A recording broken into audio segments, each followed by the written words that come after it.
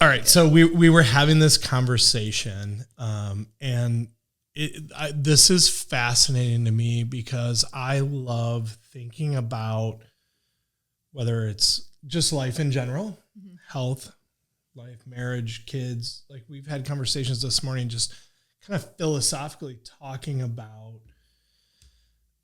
are the things that we're doing getting us in the direction of where we really want to go? Right.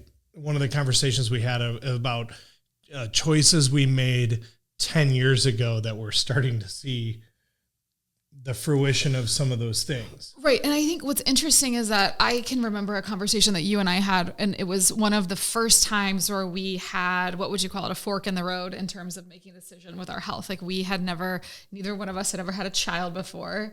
And, oh my gosh, it's been more than 10 years now. Who's counting, right?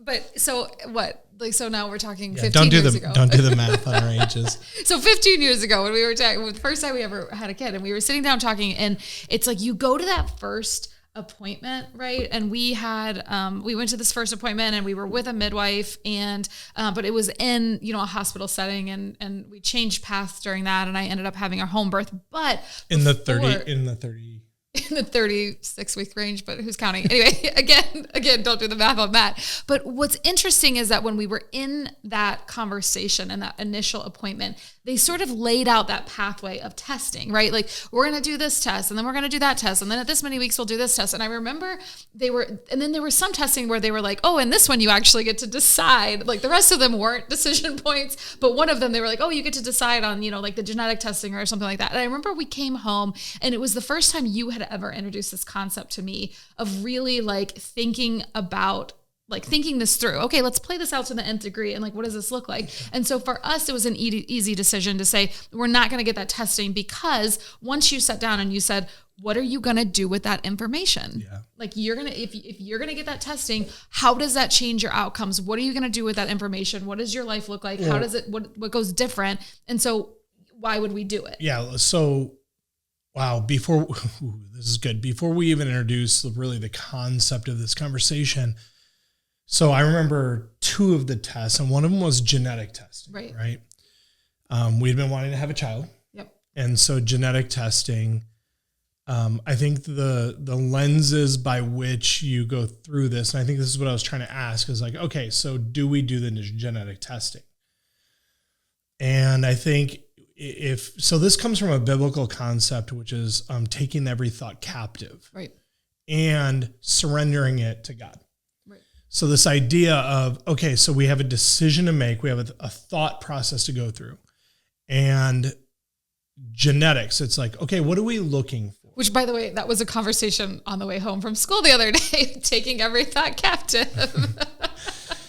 We're probably that's not going to be the last of that conversation. No, I guarantee that. Right. So this idea that you have a decision to make, and it's like, okay, what are we trying to learn from this testing? Right. And one of the things you can learn, does your child have Down syndrome? Does your child have a deformity? Does your child have a genetic issue? Whatever it is. So then the information that you would get, for us, one of the decisions would be, do you terminate pregnancy? That's a hard no-go for us. Sure. So we'd never do that. Right. So then it's like, well, no, we'd keep on with this pregnancy anyway. Right. Right? Right. So if we're going to keep on with the pregnancy anyway, what does the test actually do for us? And I guess one of the answers would be maybe it prepares you. Sure. I don't know, but when they handed us our firstborn, I was grossly unprepared. Yeah. And so I don't care what it's like. It's like when you get one kid versus the mom who has what's Octomom. She had 8. Yeah. You're grossly unprepared no matter what. I'm always amazed by the person who has twins. And Mike, our producer, has 2 sets of twins. Unbelievable. And so the idea that you just didn't know any different. Right. So say you had a child with, a condition. Sure. Whether it's something that's, I would say even remarkable when it comes Down syndrome or something like that. Yeah, absolutely. You're thinking worst case scenario already, and you don't know what to prepare for. So in the genetic testing, my thought was, why? Yep. And then I remember the second test was the blood glucose test.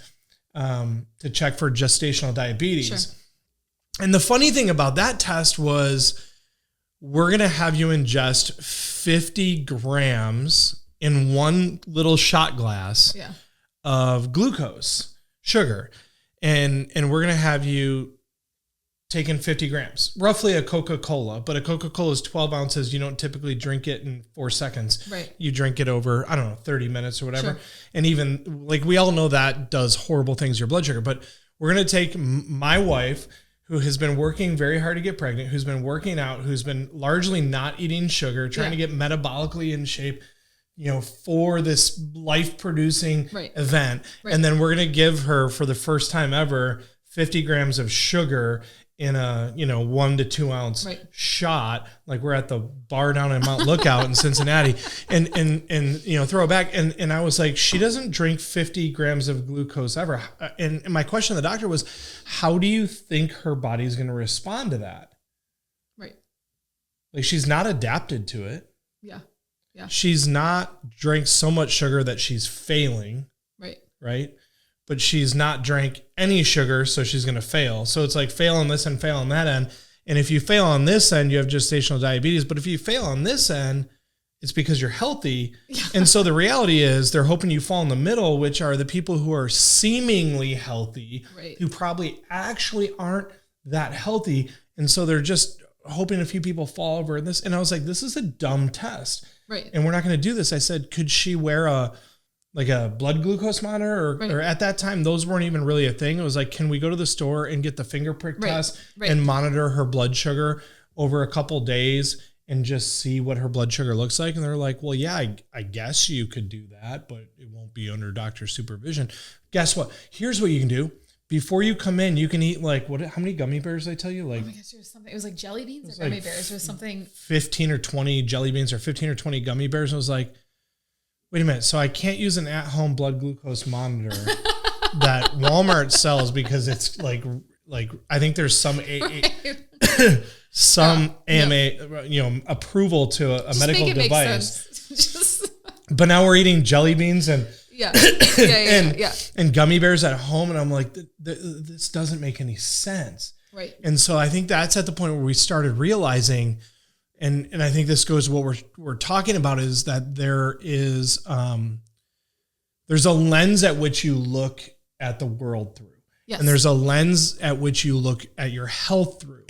And that lens, okay, whether you're nearsighted, farsighted, whatever, there's different lenses to deal with different things. But let's just say we all have clear vision and we're putting a lens in front of it. We have to ask, what is the lens I'm looking through and what is the purpose of this? And this lends itself to the term that we were using, which is your health bias. Yeah. Yep. And bias is like an unfriendly term at the moment. It does feel unfriendly, doesn't it? Because nobody wants to feel like they're biased or I don't know, there's a connotation of the word bias that sounds like you are a jerk. You are biased. Yeah. Are you a bigot? Yes. Are you these political things? And I don't want to get political, but we're in that world right now where if you're biased, it's everyone has a bias. Right. Right. If you don't have a bias, then you're literally neutral, stagnant. You're Switzerland on everything. Yeah. And you don't have an opinion. Yeah. You're not a lot of fun at a party. Let's be honest. You're a little, and you're not fun. You're not fun for probably the wrong. Anyway. But the reality is there's this idea of if you're not biased, that means you don't have an opinion, and if you don't have an opinion, it means you don't think, and if you don't think, it's what are you doing? Because I honestly believe at our core, outside of our spirit, we are the accumulation of our thoughts. Yep. Our thoughts become our words end up becoming our actions become our habits actually lead to patterns in our life, and these patterns actually become your life that you live. So it all starts with thinking and formulating opinions, and now your opinions might be wrong. Yeah. And the good, and this is why we have our kids in the education system that we do, is because we want them to think. We don't want them to be told what to think. We want them to be taught how to think. And this idea. So when it comes to biases, if you don't have an opinion about health or health care, I think that's more problematic to a degree than having the wrong opinion and eventually figuring out it's wrong. But there's this fork in the road. And so I'll just name two of them. You can have a healthcare bias, or you can have a sick care bias. Right. Like, so you can have this sick care, allopathic medicine. Right. Western medicine. Right. This idea that you're getting checked for a condition or a diagnosis and you're going to treat the condition. Or you can have this other bias which says, I'm designed intelligently, health comes from within, and that my body is regenerative and it's always working to restore the function of my body. And so I believe that I'm a healthy individual who might be going through a thing. Versus I'm an individual who was healthy at birth, but I'm going to go down this road that ultimately leads to death. I always tell people, like, we're not going to get out of this life alive, this life. Right. Unless he returns and you happen to, be righteous. But you're not going to get out of this life alive. So my goal is, on the vitality scale, this being 100% of my God-given potential and this being death, my goal is to spend as much of my life down here as I possibly can and to go from 100 to 0 as quick as possible, ideally in my sleep. Yes. No, I would like to go at the end of the road in my sleep peacefully. I used to think I wanted to get like hit by a baseball with the bases loaded in the World Series, like for the game-winning run. I was like, how cool would that be? Not to hit the home run, but like to get beamed in the head. And like drop dead, but like because you got hit. No, take it back. No, we're not. I really loved baseball. But this idea that you want to spend your whole life down here. So the bias, right? If you get back to the bias and go, which lens is going to get me there? Right? Is it this lens that's like looking for disease, looking for sickness, treating it how? Drugs and surgery. Show me the person that's had the most drugs and most surgeries, and I'll show you probably the least healthy person you know. Right. So if that's, the end, if we extrapolate that out and that's the end of the road, then that pathway, we have to go like, ooh, like that doesn't look good. The other pathway is, where am I at? What's going on in my health? What can I do to stay healthy? And when I do run into an issue, and I might go get similar testing, I might go do, but how do I look at that testing?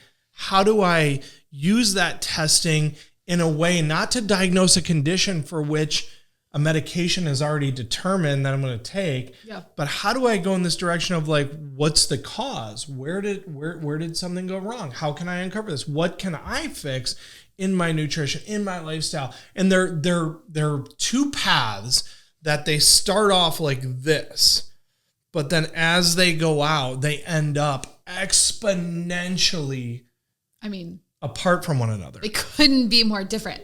I think the question that I posed to you when we were talking about this topic was, and I used marriage as an example, right? Like if you're going through a rough time in marriage, and let's be honest, everyone does. To be married is to have challenges. Right, absolutely.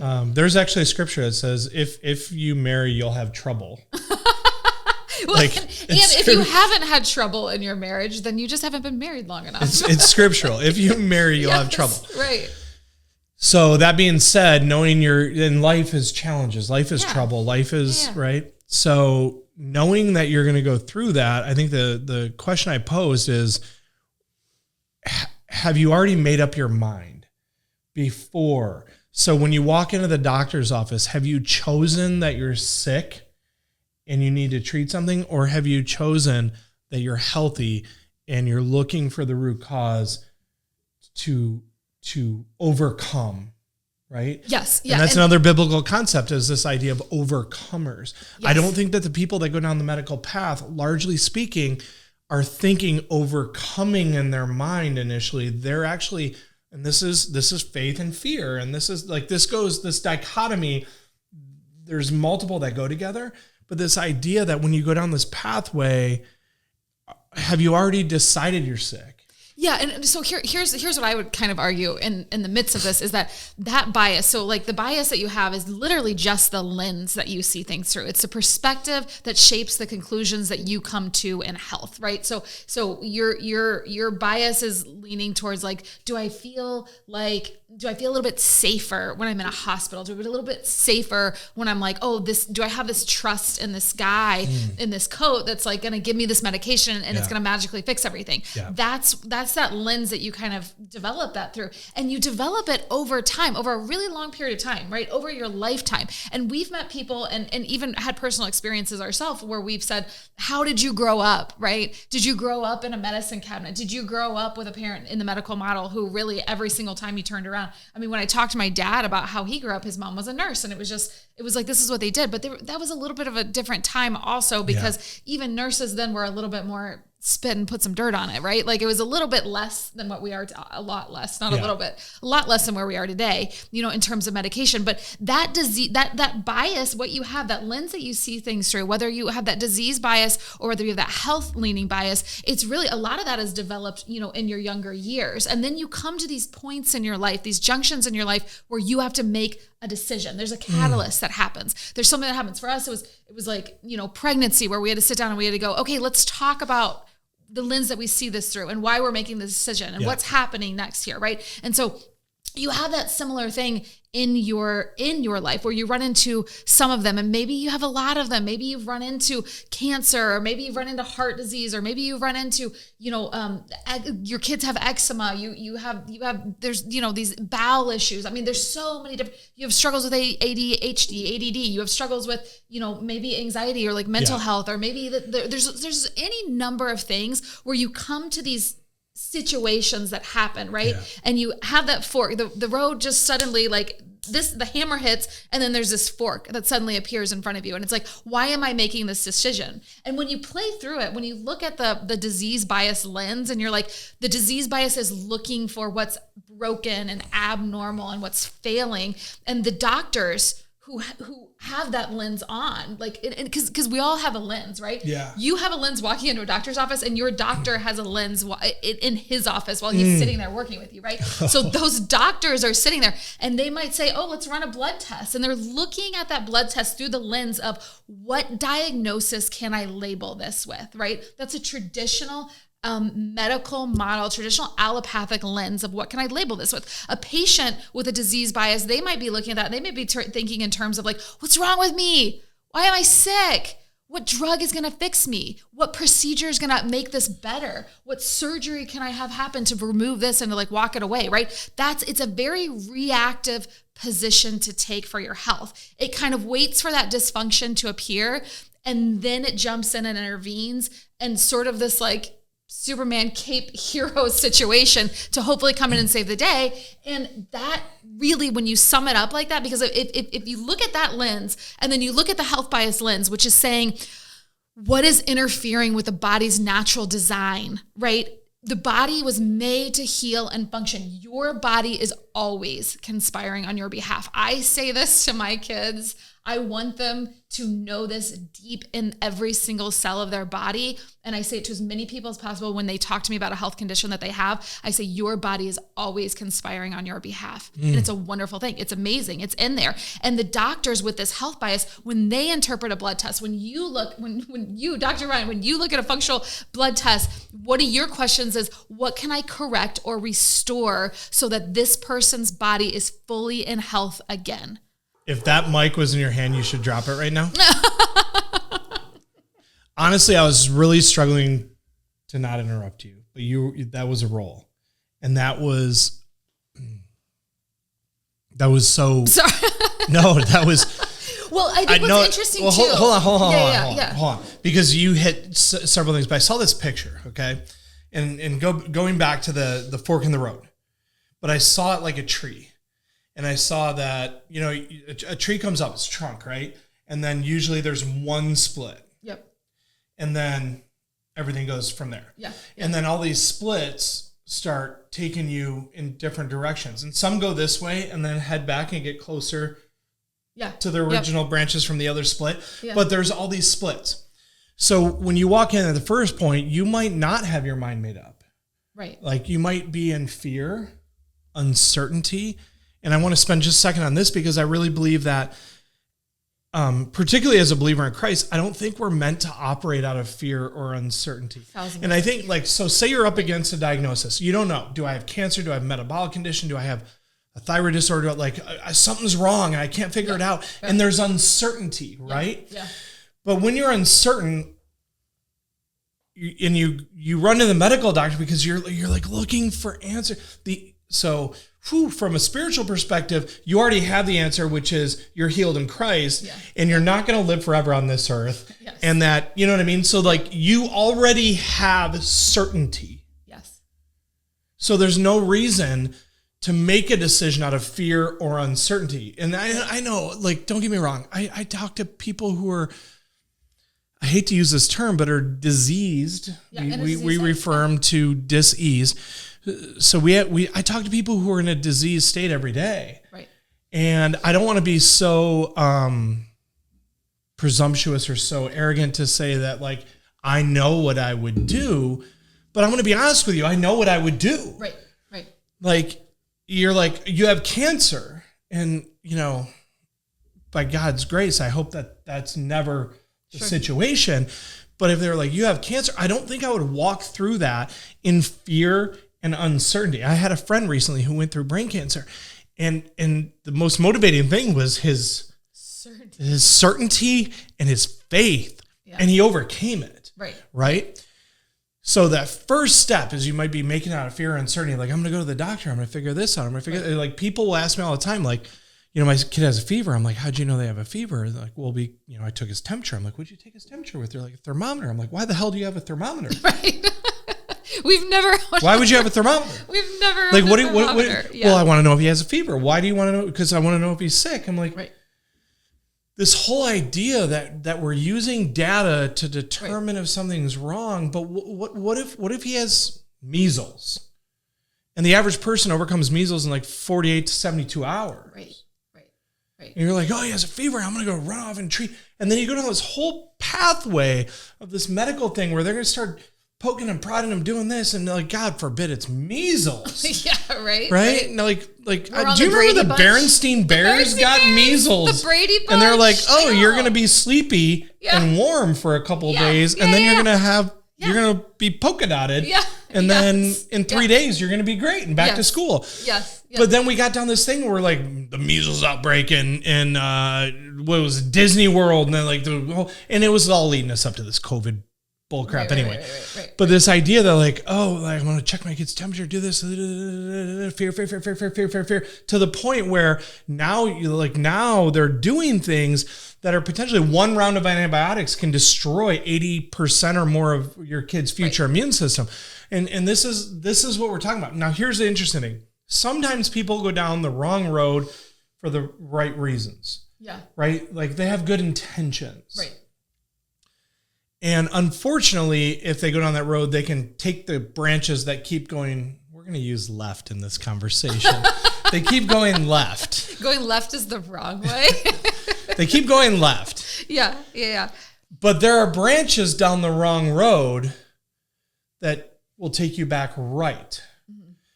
We also know someone recently who got diagnosed with a form of breast cancer, and she is changing her life unbelievably. Yes. Yep. And she's getting back to like all the things she didn't know that she thought she knew. She's changing the products she puts on her skin, the food she puts in her mouth. She's exercising every day. She's, I think, practicing like joyful practices, intentionality, meditation, these things. And so like she went down this road, found out she had cancer, and the doctors probably wanted to like veer left. Keep going. And she went right.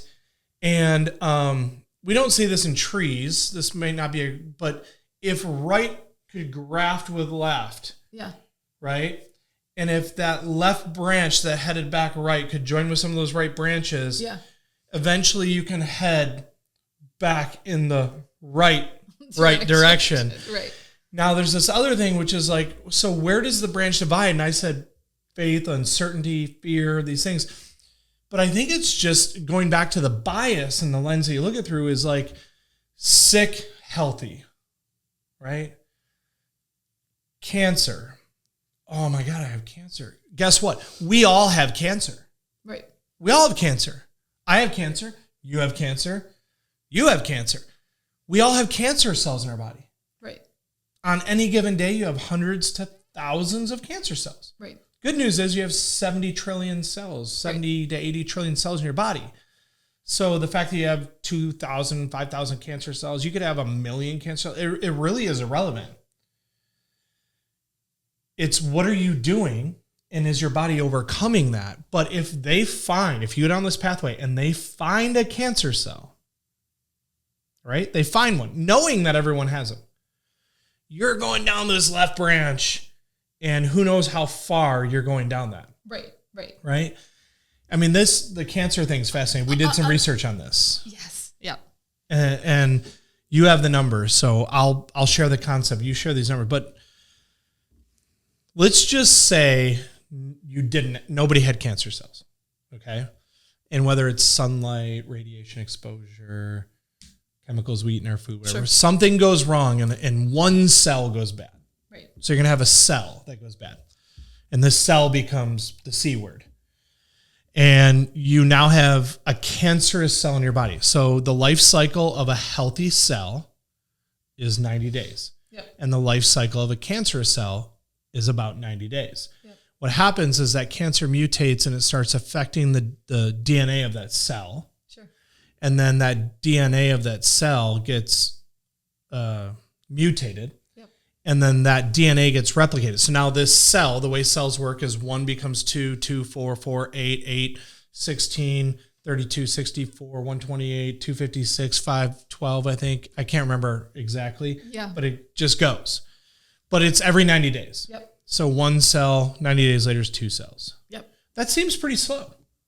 Yeah, it does seem slow. So early on, in 90 days, if you did the right things, and you starved that cell and you did the right things to get oxygen back in your body and all the things. And we did a podcast on how cancer actually, like what's the fuel source, what's the soil. If you're going to grow cancer, like on a farm, what, you need seed, soil, you need fertilizer, you need, air, sunlight, etc. What are all those things for a cancer cell? But 90 days, it's like, I could change my whole life and maybe not 90, but I could change my entire life in 180 days. Oh, for sure. I could change my entire life in 365 days. Right. People have done it. So 90 days seems relatively slow. But here's the crazy part is the math on that is if you take it out every 90 days, it's doubling. How many years does it take for every single cell, 70 trillion of them, in your body? How many years would it take for one cell to become 70 trillion cells? One cell to become 2, 2 to become 4, 4 to become 8, 8 becomes 16. I'm done with the math. After I got higher than 32, you did. I got higher 32, than you did. 64, whatever, 128. 256, 512. Oh my gosh. Okay. So what does that life cycle look like?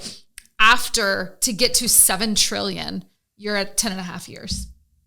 10 and a half years, and every single cell in your body is cancerous. Now, the interesting thing about that we also discussed is that it really only takes 40 million cells for you to have a tumor, right? So in order for a tumor to be detected, right? And this is based on research, they said if you have a tumor, okay, large enough to be detected. Yep. And so these aren't always large tumors. Sometimes they're small tumors, which lends the idea of early prevention, which is we'll just call it what it is. It's a bullcrap term. Right. Early prevention. In order to have a tumor, which is already 400 million cells, right? Like you have this little tumor and they're like, oh my gosh, we did a biopsy of your breast, testicle, liver, lungs, whatever, and you have a tumor. You already have 400 million cancer cells in your body. Right. Okay. What year are you at 400 million cells? 7. Year 7. So this is why you hear the stat that frequently by the time that people find out they have cancer, they've already had it for 7 years unknowingly. Right. And we can't even detect it typically till year 7. Right. How many years between when you have 400 million and when you have 70 trillion? Right. 10 and a half. So you got 3.5 years. Yeah. So you got 3.5 years. Which what is the cancer survival rates for most cancers? 3 to 5 years. Yeah. Right. If you make it past 3, you're good. Right.